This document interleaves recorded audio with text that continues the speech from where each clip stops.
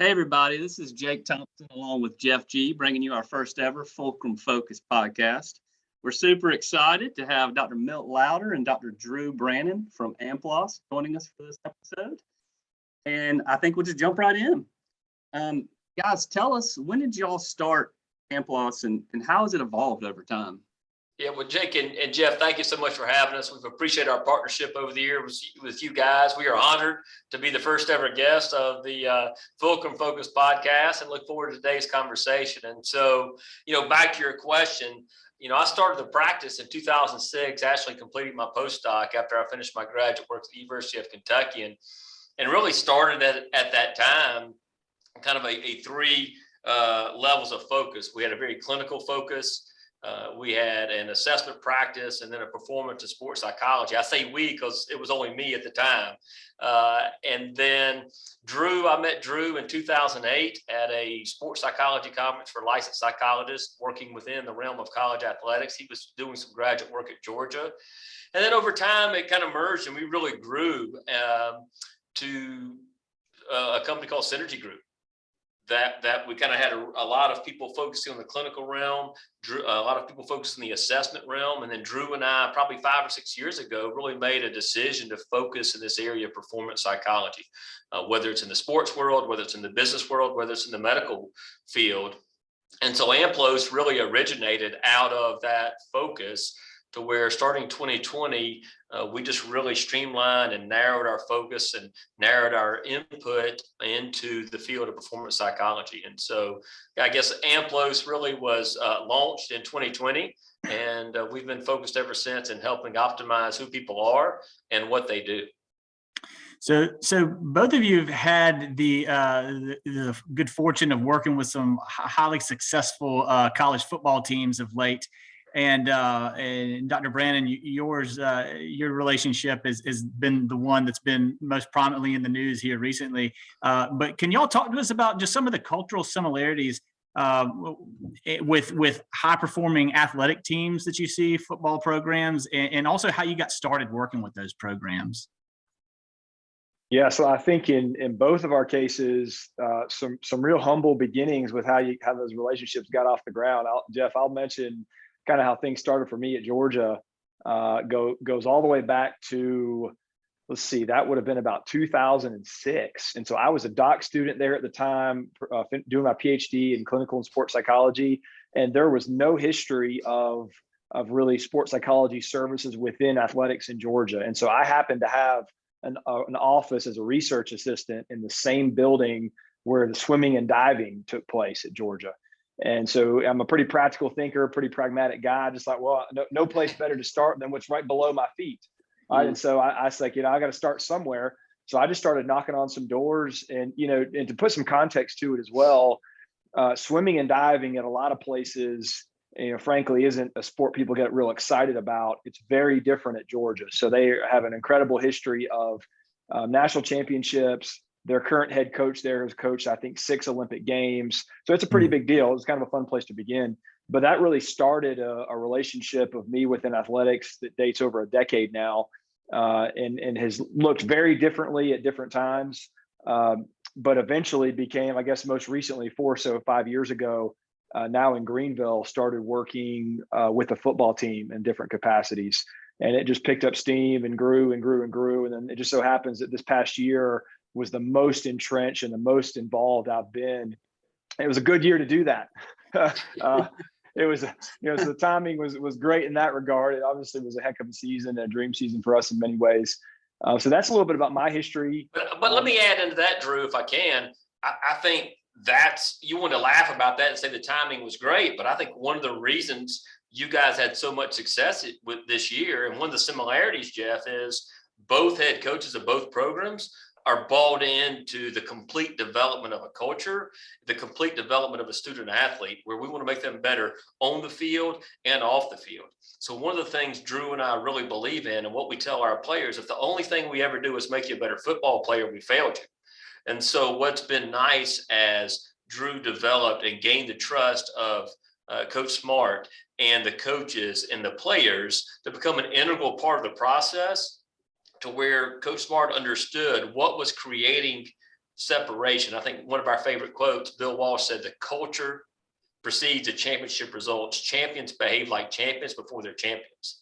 When I think about Georgia football and I look about the history of excellence, the commitment to winning, all the resources, the great players, the great coaches, I believe the culture created a competitive advantage, and the connection that with Drew's influence, they were able to create this year. Yeah, I think I appreciate that, and that's well said. And I think that what Milt and I have seen is a true common denominator culturally, whether you're talking about Georgia football, Clemson football, is it when the leader, whoever the leader might be, but when the leader of in this case, the program has two things. One, a growth mindset, which means I believe that we aren't yet there wherever we want to go. And secondly, a willingness and a humility to trust the people around them, bring in people who he would call experts to kind of do their job, and give people latitude to do their thing, right? And so we've been a part of different organizations and different industries and hired to improve performance and improve culture. And the most common reason, if any, if it ever doesn't go well, it usually does, but if it ever doesn't go well, the most common reason it doesn't go well is because the leader wasn't fully bought in. Yeah. And if and when your leader isn't fully bought in, it's easy for people to identify that. That's a common mistake most leaders make. Like, hey, this is good for them.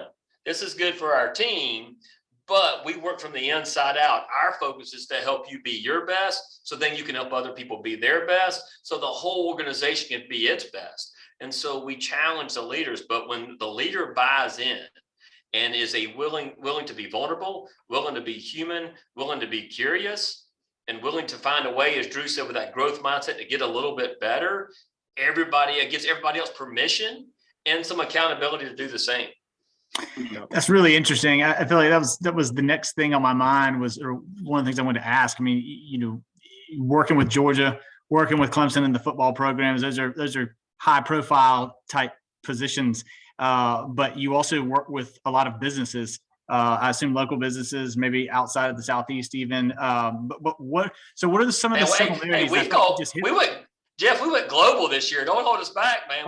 We were in Europe this year. Well, that's just the growth mindset, I mean, I'm still trying to catch up. The Southern accent, people sometimes aren't quite sure we can travel out the Southeast, but we've been blessed to create some national partnerships and have had the opportunity to actually go global a little bit. I was just teasing with that. No, but that's great. I mean, that's because when you talk about cultures, I mean, cultures are different across geography as well. But talking about leader, if the leader isn't bought in, then the rest of the organization isn't going to be bought in. You were talking about in the context of a football team, but I imagine you see that and maybe some other things in the context of businesses. Any way to expound on that, or just talk about that a little bit? Some of the things you see in businesses that are comparable to what you see within a football program. Yeah, I think absolutely. I mean, even just in real practical ways, like I can think of examples of companies we've worked with over the years where we had heard from like the senior leadership team that hey, here's the problem we're having, here's the challenge we're having with people in our company, is the efforts we're making, the things we're doing to invest in them. They're approaching this with kind of a half-hearted mentality. Like it's just, we feel like it's falling on deaf ears. We're questioning whether allocating resource to this is really the smart move or not. And we think a lot of it comes back to our leader. And, we're not around day in and day out, but and so then the same companies we're now working with, we've had the leaders walk out of the back of the room during the meeting. Like just like literally, what are examples, like leaves the room and doesn't come back. Like this right after they introduced us and said, hey, we're so glad to have them here. This is really great. I've grown a lot from this. It just walks out the door. See ya. Like this is not a snack break or a bathroom break. This is a goodbye, right? And so they're gone. And it's things like that like people are not foolish, right? So they sense and see that as well. But I think too, unfortunately, you're going to have companies that are looking to invest in their people because they really want it and they mean it. And you're going to have others that are looking to do it because they are, maybe it's trying to pay down some revenue for the year. Who knows? But again, it's about commitment and buy-in and ownership. And we've seen this be a real difference. There's no question we've seen people gain competitive advantages in their industries as a result of people development efforts. Yeah, I think part of that, Drew, we know people pay more attention to what you do than what you say. And some challenges we've seen in college sports, in the business world. We do a lot of work in the med tech space with some companies, as well as some pharmaceutical companies. So there's a lot of medical practices. And sometimes it's an us against them, a they mentality, senior leadership versus the field. And so trying to bring us together towards a common goal with a worthy purpose.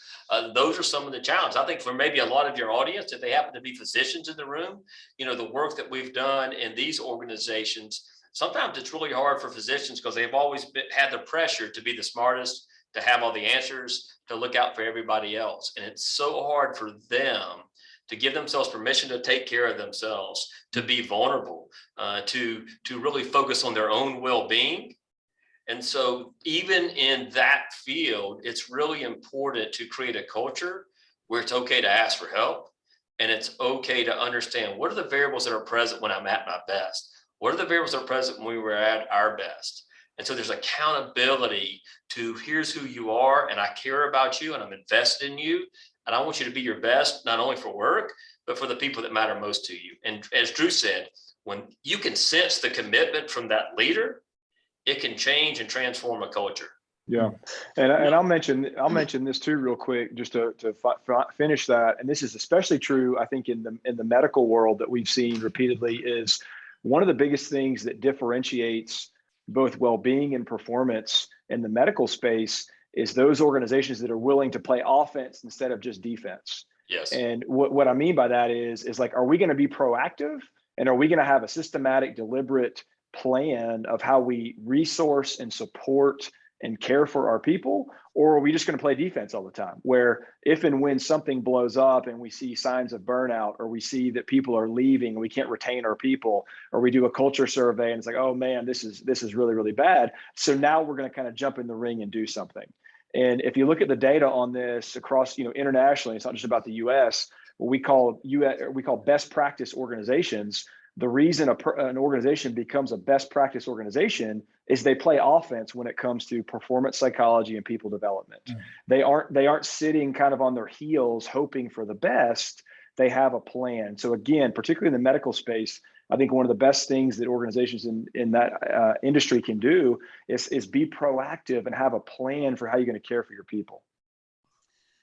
Milt, something that I've heard you mention a couple of times now is the importance of vulnerability. Tell me more what you mean about that and why you mentioned it, because that's curious. It's kind of counter to what you kind of hear folks often say that a leader needs to be. So, yeah, that's a great question, Drew. There's a big debate in the literature of what comes first, vulnerability or trust. And most of us go through life thinking, if I trust you, then I'm willing to be vulnerable. But in fact, the opposite is true. If I'm willing to be vulnerable, what we mean by that, am I willing to show up? And, Brene Brown said some great work with this, and present my true, authentic self to you. My strengths, my weaknesses, am I willing to admit mistakes? What we talk about are, will you give yourself permission to be human? And if you're able to do that, then that vulnerability is, I don't have all the answers. And what that conveys is, I care enough about you and about myself and about this organization that I'm willing to be fully present, fully engaged, and fully transparent in what I'm experiencing, not only at work, but in my life. And when we know leaders take the stance, or anybody takes that risk to be vulnerable, then it builds trust. And there's actually a neurotransmitter, oxytocin, kind of the bonding hormone. And research has demonstrated when we lead with vulnerability, we stimulate oxytocin and we build connections, meaningful connections with other people. We create a sense of belonging with other people. Yeah, this is one of the biggest things, just on that note of vulnerability and connection. I would argue that was the differentiating factor for Georgia football this year. Yes. I mean, that's like, we've always had good players there. We've always had talented recruiting classes. Like, we've always had guys who get drafted and go to the NFL. What we haven't always had, that we had this year, was an unbelievable team chemistry, culture, and connection amongst our players. And one of the biggest ways we built it all during the offseason was through vulnerability, through having these meetings where we got coaches up in front of players. We had players talking about things they really hadn't talked about amongst their peers ever before in the context of the program. And so that like it's incredible what can happen in your culture when you begin to fuse relationships in ways you hadn't done so historically. And that's a great message for anyone listening today, because what Coach Smart and the coaching staff had to do, they had to take time away from practice. They had to take time away from the strength room. They had to take time away from film. They had to take time away. But Coach Smart, with Drew's help, made a decision. This is important enough that we're going to take time to get to know each other. And what we know, it's hard to have great chemistry without connection. It's hard to have trust without time. And so they made a commitment to really get to know who was in the room with them, and to understand their purpose and understand their why and understand their motivation. And it was less about football and more about the person. Yeah. Dr. Lowder, you mentioned Brene Brown, and it got me thinking, about the vulnerability component. I think we probably all feel vulnerable. That's something that is probably common to most people, and it's just really sometimes a matter of what do we do with that. So what do you see in instances where vulnerability is sort of shoved down? And because that can be a scary thing, especially for a leader, to appear to be vulnerable when they probably feel like they are looked to have all the answers. And to be vulnerable is sort of to admit that, hey, I don't have all the answers and I need help. It is counterintuitive what we think leadership really is. What we try to really talk about is servant leadership. And so we want to set the example of vulnerability and trust, and creating a psychological safe environment is really important to us. Then I have to have the courage, and I have to be comfortable with myself enough to present my authentic self to you. And what Thoreau said is men lead lives of quiet desperation. So not gender specific, but I think all of us live with a desperate desire to be known, to be understood, to be valued, to be respected, and to be accepted.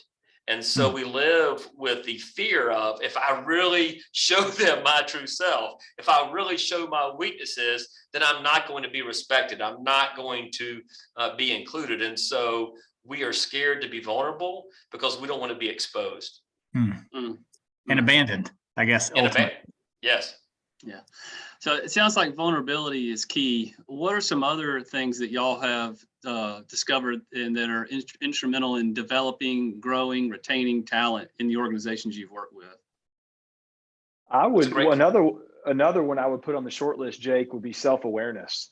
And, that's one that, I won't give you the nitty gritty of all the data on it, because frankly, it's pretty discouraging. But the short is we aren't very good at it. We are great at like thinking we know ourselves really well, when in reality we don't. And so, there are examples that we've been a part of, and a lot of people have, like a 360 assessment type things where we'll see, we'll work with a leader or a group of people within a company, and they've had a 360 done on them, and they're kind of reacting to the 360 survey, and they're like, well, like, I can't believe this. I would have never thought this. There's no way this is accurate. Like, you sure this is me type stuff? And it's like, yeah, it's you. Here's it's just that you don't really understand how you come across to others. You don't understand how you enter a room. You don't understand what your nonverbal expressions communicate to the people that are around you. So it's a true skill to be able to be self-aware of who you are, how you come across to others, and how you need to change and grow and develop. But until we get that part figured out, it's really difficult to grow, because you can easily be kind of working on the wrong stuff or not working on anything at all. Yeah, what I would add, go ahead, Jake. Well, you go ahead, Milt. I'll chime in after you. Well, no, I was just going to add another component. Okay. Well, on that topic of self-aware, it makes me think of something a pastor that I really respect said, that people who are deceived don't know they're deceived. Because if they did, they would no longer be that way. So yes. How do you help folks who aren't self-aware become aware? Yeah, I think what we like to do, if here's the hard part, is the people who aren't aware sometimes prefer to stay that way. Ignorance is bliss. So that's the challenge. And we always try to pay attention to, if there is any type of momentum associated with like them trying to grow in awareness, who's initiated that? Like, is this something they're pursuing, or has this been forced upon them, or who knows what? But to answer your question, one of the best things is anonymous surveying. So like getting feedback from people about that person. We've got to try to kind of close that loop Feedback is normally the best way to do that. And another one is just to try to have a really honest, open, heartfelt conversation around, hey, look, like I got to be honest with you about something. Like I've got this and I've got this and I've got that. And these are real concerns. These are real issues. Now that doesn't guarantee that they're going to be open and willing to have that conversation, but at least you've tried.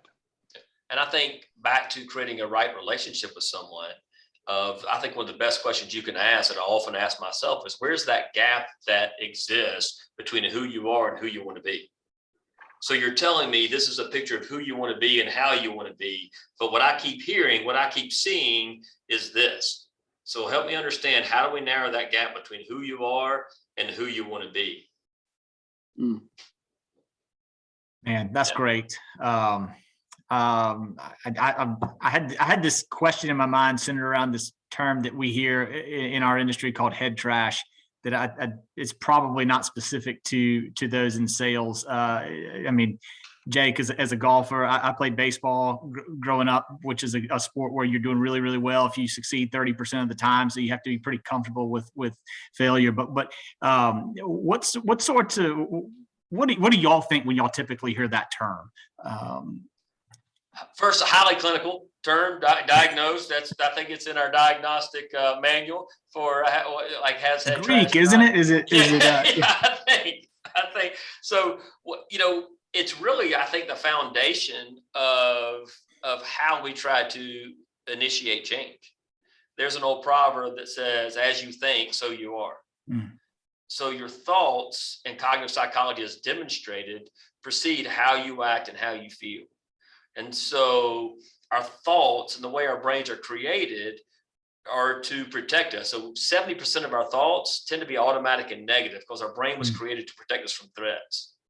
And so back to this awareness, if I can raise my awareness, how do I get my thoughts working for me versus how do I get my thoughts working against me? And then when I have those negative thoughts, what evidence do I have to support those thoughts? And if I understand the impact, where we try to do is called cognitive restructuring. If I can't change the situation, then I want to change how I think about it, which leads to a different emotion and a different response. And so a lot of our work is helping people understand their thought patterns, how they become a paradigm of how they see themselves and how they see the world, and how can we transform their thinking so they can transform their life.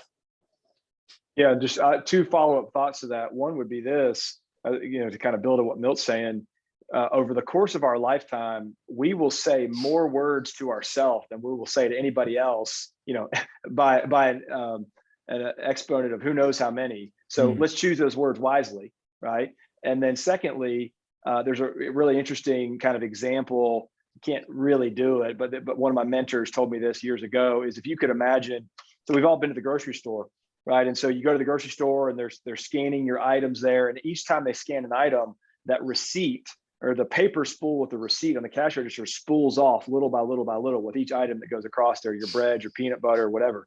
Well, let's imagine for a day, we could attach one of those paper spools to the back of our head. And every time a thought jumped into our mind, maybe a head trash type thought, to your point there, Jeff, it would spool off and the thought would be written on the piece of paper. And at the end of the day, someone would come up and rip that paper off, just like the cashier does at Publix. And there will be all your thoughts. What would you notice? What would the themes be, right? What would how many of these would be true reality thoughts versus how many would be irrational, negative, I'm worried about these things type thoughts. And so it's a kind of a sobering thing to think about, but it could be really helpful. Yeah. So the first point Drew made, like we're going to talk to ourselves more than anybody else, but we say things to ourselves we would never say to anybody else. Right. We tend to be our own worst critic. And we think often in terms of what we need to do, what we have to do, what we should do, what we can't do. And we set limits on what we can accomplish or what we will pursue or how we interact by how we think. And so if we can start thinking differently, it frees us up to pursue different opportunities and to become who we want to be and how we want to be. That makes me harken back to golf days before Dr. Milt Lowder and Dr. Drew Brannon were the most well-known psychologists on the East Coast. There was a guy by the name of Bob Rotella. I was fortunate enough to go and stay at his house. In that context, he talked about how imagine the thoughts that you tell yourself were your caddy talking to you. Yeah. You suck. You're terrible. That's the worst shot ever. Like, Yeah. imagine how long you would put up with that. Not very long at all. Yeah. Yeah. You'd fire him pretty quickly. Just fire him pretty quick. Yeah, we do it to ourselves all the time. Very well said, man. Hey, Jake, Mhm. one thing, we'll cut this out. Make sure you just stay close to that mic. Yeah. Okay. Yeah, that was a great point. Yep. But it wasn't recorded. No, I think we got it. It was good enough, but it Yeah, it was starting good. to fade It a was little good. bit. Yeah. Well, while we're in the edit mode, anything else before creative ways to partner with vendors that we need to cover, Jeff? I think the only thing I was thinking about, let's take out the word vendor. Okay. Like how can you create partnerships, meaningful partnerships, something along that? Because a vendor, I don't know, that was a word as I was thinking as we were talking. Maybe that's not the word we want to lead with. Okay. And that may be what you maybe it fits what you're trying to accomplish. No, it doesn't. Create creative ways to partner with other companies. Yeah. Yeah. What do you think, Wait, Drew? and just so I'm clear, we're talking about what are creative ways we can partner or you guys can partner? Anybody? Yeah. Oh, Like, what have you seen? Like, because we're talking like, hey, a talent shortage. Like, we got limited resources. How are we creating new partnerships? Is how I took the question. Yeah, that's what I'm trying to ask. How do we ask that best? We have a talent shortage. Everybody's having a hard time with attracting employees now. What are some creative ways you can partner with other companies to be as efficient as possible? Is that? Yeah. Yeah. That's good. Okay. How are we on time? Are we about out of Milt, time? Milt, you lead on that, because I'm still getting my mind around exactly where we're going with that. Are we about good on time? We started at 25, so we're about 25 minutes in. So we really got about 10 more minutes. We could probably ask one other question. Well, the only other thing I was going to add is I was going to build on what we went to head trash about what leaders could do.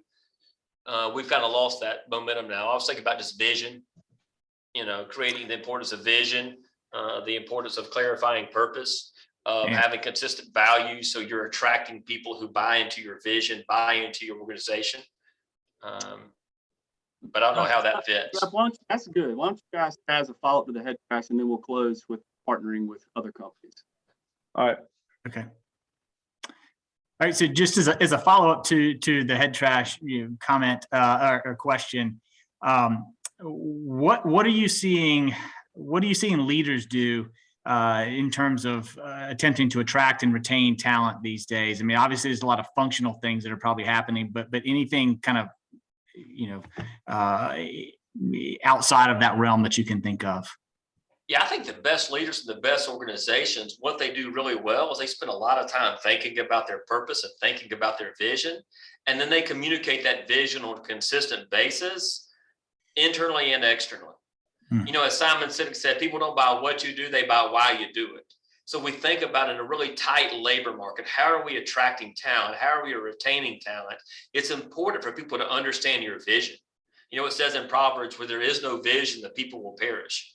And so in a busy world, in a stressful world, in a disconnected world, we get so focused on what we're doing, sometimes we forget why we're doing it. So I think one of the critical things leaders can do right now of organizations is really understand that vision and be able to communicate that vision with passion and purpose to others.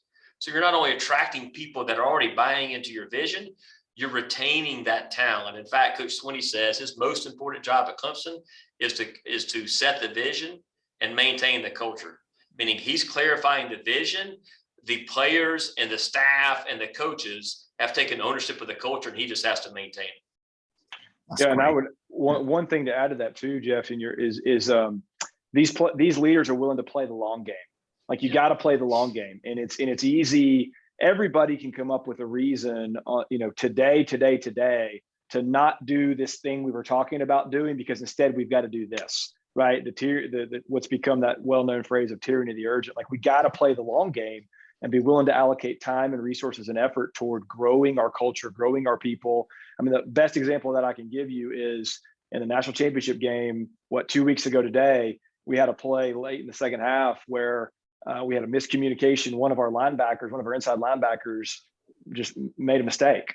And as soon as the play was over, our other inside linebacker who is a really quiet guy who we've worked on for literally 12 months now to be more vocal and outspoken, and have met with him and talked with him. He jumps up in his face and just lets the guy have it. I hadn't seen him assert his leadership like that ever. But that's kind of what I'm talking about, is like, you got to play the long game and trust that when the moment comes that it's needed and called upon, it'll be there, but not if you didn't invest the time. But he's earned that right, Drew, Yeah. right? Because he built a relationship. So then in that moment, he can attack the play without attacking the player. Right. And we get that wrong so often in corporate America. We get that so wrong in sports. We get that so wrong in medical practice. We attack the person and not their performance, only because he had invested in knowing this player, that he had earned that right to call him out in that moment, because it was a very critical. I can see the play in my mind right now. Yeah. And so I think it's a great point of being willing to have that vision, being able to build that relationship and play the long game. And then dealing with that talent shortage, kind of wrap this up, is back to what Drew said. The best practice organizations are focused on the well-being and performance. And it's easy right now to focus on performance and sacrifice well-being. That makes me think of the old phrase that people have to know that you care before they care what you know. Yes. And, That's right. And that the process of letting people know that you care, that's not a quick process. It's earned over time. Yeah, we all want to get to the end of the road, yesterday. But the journey there is oftentimes an arduous, plod, one foot in front of the other. But like you said, in that moment when you needed him, it was there. You saw the fruit of that year-long process, manifest itself on the biggest stage in a very big moment. And that had to be rewarding. And guys, this has been awesome. I can't thank y'all enough for taking the time to be our first ever guest on the podcast. One final question, and we might have to schedule a follow-up because there's so much that we didn't get to. How have you all, as a company, and how have you helped other companies partner in creative ways to be as effective as possible, knowing that the talent is short, times are tough, we've got COVID, we have so many challenges. What have y'all seen around that, and how have y'all seen some companies be successful? Yeah, I think that's a really good question, Jake, especially in today's time. I think part of a leader's job is to create an environment, to engineer an environment that maximizes strengths and minimizes weaknesses. And so as we've become a pretty small and a pretty lean organization, we've had to really say, hey, what do we do best? What is our passion, and how can we spend more time doing that and less time on things that are really not our core business or not our main area of focus, or let's be honest, not our strength. And so, we partner, like, for example, like we've been partnering with you guys for a long time now. We don't worry about that part of our insurance needs. We know you're going to be on top of it. So now we're free to focus on what's important and focus on fulfilling our vision. Yeah. And I think what I would add to that is we try to be very strategic and selective about who we partner with, because fit is so important, right? And so I think the example with you guys that I've always appreciated over the years is, if we have any concern or question or anything at all, a need wise related to our insurance, it's just a very easy phone call. And I know exactly who's going to be on the other end. I'm not, working through 10 different prompts at a 1-800 number, wondering if anyone's going to pick up the phone. Yeah. I just value, and we value this in all of our partnerships, personal touch, an understanding and appreciation for who we are and what we're trying to accomplish, and just a meaningful connection and synergy with the people that we partner with. And I think it's so easy to walk into a relationship, especially with a future partner, and think, okay, what can I get out of this? But if we can go into a situation and think, okay, what is important to them?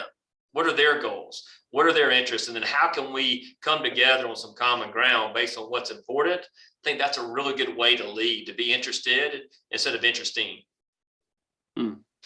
Well said. Yeah. Man, again, can't thank y'all enough. Congratulations to both of you on all the successes that you've had. Drew, you particularly of late with Georgia. Milt, I guess you still do have the one up with 2 national championships instead of 1. So I guess we'll have to see how things unfold. And we could add soccer to that. I was part of that this year in Clemson too. So if we're going to keep talent. If they're as good as I think they're going to be, I'm going to have to start kind of just adding everything up. I'll throw this last stat in here before we finish up, Jake, just because it's a funny one that a friend of mine brought to my attention about for Milt and I is Nick Saban has lost national championship game 3 times. And in all 3 of those losses, there's been an Amplos sports psychologist on the opposing sideline. So that needs to make its way into a Sports Center graphic right there. That needs to go at the bottom of the screen during the football game. Hey, and the great part of the story is Saban has no idea who we are. He better find out. yeah. If I was an AD, I think I'd be calling you. I know that. That's funny. Hey, thanks again, guys. Really appreciate it. And best of luck. We'll have to do another one down the road. Awesome. Thanks, we guys. enjoyed it. Thank you. Thank you, guys. Bye-bye. Okay, what'd you think?